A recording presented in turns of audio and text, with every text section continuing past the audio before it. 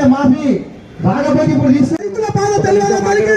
ఎందుకంటే నాకు మీరు ఏది చేస్తే ఒప్పుకుంటా అని చెప్పాడు. అదే విధంగా ఆ రోజు హరీష్ రావు చెప్పడం జరిగింది. అదే విధంగా నువ్వు రోజు కొత్త మాట నిజంగా గత 10 సంవత్సరాలు 10 సంవత్సరాల రైతు బంధు కేంద్రంగా ఇవ్వాలని అందరూ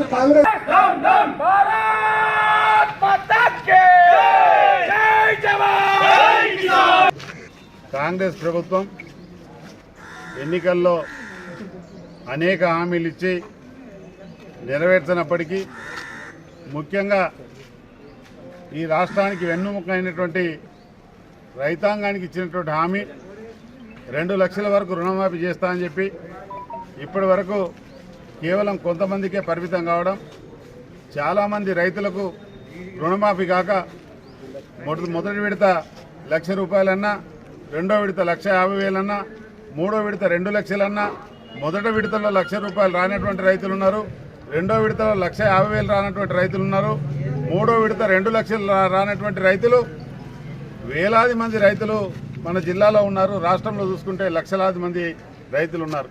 ఏ బ్యాంకు దగ్గర చూసినా, ఏ సహకార సంఘం చూసినా నాకు రుణం మాఫీ కాలేదు అని చెప్పేసి రైతులు బాధపడతా ఉంటే, రైతులు గట్టిగా మాట్లాడితే రుణం మాఫీ అవుతుందో లేదో అని బాధతోటి వాళ్ళు ఉన్నటువంటి సందర్భంలో ఈ రాష్ట్రంలో ఉన్నటువంటి పాలకులు కానీ, ఈ రాష్ట్రంలో పరిపాలించే ముఖ్యమంత్రి కానీ, మంత్రి కానీ, ఇప్పుడు ఉన్నటువంటి శాసనసభ్యులు కానీ ఎవరు కూడా పట్టించుకున్నటువంటి పాపన ఊతలేరు.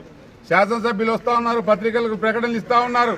కేవలం పత్రికలకు ప్రకటనలు ఇవ్వడము, ఏదో అధికార కార్యక్రమాలకు పాల్గొనడము, వెళ్ళిపోవడం మొక్కుబడిగా జరుగుతూ ఉంది. కానీ సుమారు ఎన్నికలు జరిగి 9 నెలలు అయిపోయినప్పటికీ ఎక్కడ కూడా అభివృద్ధి నోచుకోక అభివృద్ధి కుంటుపడినటువంటి విషయాన్ని గుర్తు ఏర్పడుతుంది.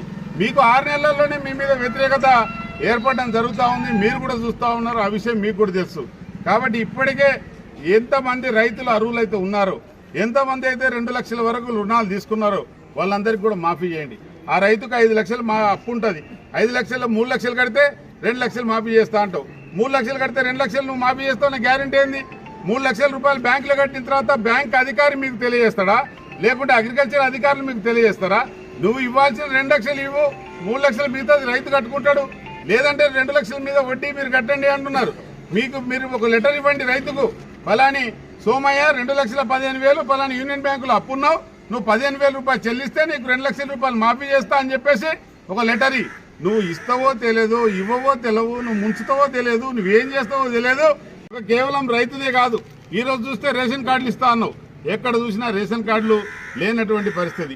అదేవిధంగా మహిళలకు 2,500 ఇస్తా అన్నావు, ఎక్కడ చూసినా మహిళలకు 2,500 ముట్టనటువంటి పరిస్థితి. పెన్షన్ 4,000 రూపాయలు ఇస్తా అన్నావు, పెన్షన్ చూసినట్టయితే ఎక్కడ కూడా 4,000 రూపాయలు ఇవ్వనటువంటి పరిస్థితి. తులం బంగారం అన్నావు, తులం బంగారం లేదు, తులం వెండి లేదు, మాసం ఎత్తు బంగారం లేనటువంటి పరిస్థితి ఈరోజు మనం చూస్తూ ఉన్నాం. ఇదే రకంగా రేపు పొద్దున 500 రూపాయలు బోనస్ అంటా ఉన్నావు. నీ బడ్జెట్లో 500 రూపాయల బోనస్కు నీ బడ్జెట్లో కేవలం 1,800 కోట్లే పెట్టుకున్నావు. ఇస్తారా ఇవ్వరా?